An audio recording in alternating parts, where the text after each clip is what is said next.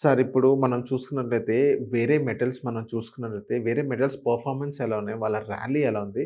So, ఇప్పుడు కొత్తగా investors ఎవరైతే ఇన్వెస్ట్ చేస్తారో సో, వాళ్ళు ఎలాంటి ప్రికాషన్స్ తీసుకోవాలి? Very important question relevant actually ఏంటంటే చాలామంది ఏంటంటే బంగారం అండ్ సిల్వర్ బస్సు మాకు మిస్ అయిపోయింది. వాటి ర్యాలీ మాకు పొందలేదు. ఇప్పుడు వేరే మెటల్స్ స్టార్ట్ అయ్యాయి. వాటినన్నా మేము అందుకుంటామా? ఆర్ చూడొచ్చా? అనేది question quite a common question. అందరూ డిస్కస్ చేస్తుంది నెక్స్ట్ మెటల్ కాపర్ అంటున్నారు.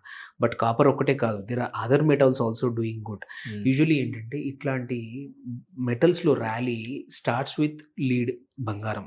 Then silver. Then goes to other industrial metals అన్నమాట. హ్మ్. ఇది హిస్టారికల్లీ జరుగుతున్న అంశమే. సో, ఇప్పుడు మోర్ ఆర్ లెస్ బంగారం, సిల్వర్ అయిపోయి అంటే కావాల్సినంత యూఫోరియా అంతా జరిగింది.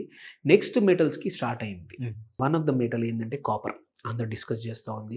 ఇది నియర్లీ 2025లో 25-30% పెరిగింది ఎల్ఎంఈలు కాపర్ ప్రైస్.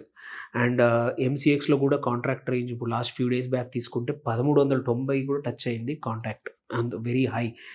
సో, ఇప్పుడు ఇవాళ 2 రోజులు కొంచెం కరెక్షన్ ఉన్నా బట్ ఇట్స్ ఒక పెద్ద అప్ ట్రెండ్‌లో స్మాల్ కరెక్షన్ అంతే.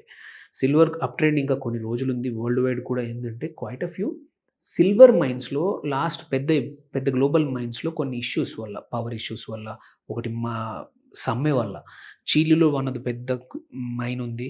అక్కడ సమ్మె వల్ల ప్రొడక్షన్ అయిపోయింది. ఓకే. 2 days back.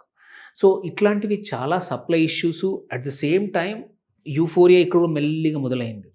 2 కంబైన్డ్ అయ్యేసరికి ప్రైజెస్ పెరిగే అవకాశాలున్నాయి. ఎవరికైనా ఇన్వెస్ట్ చేసుకొని షార్ట్ టర్మ్ కోసం.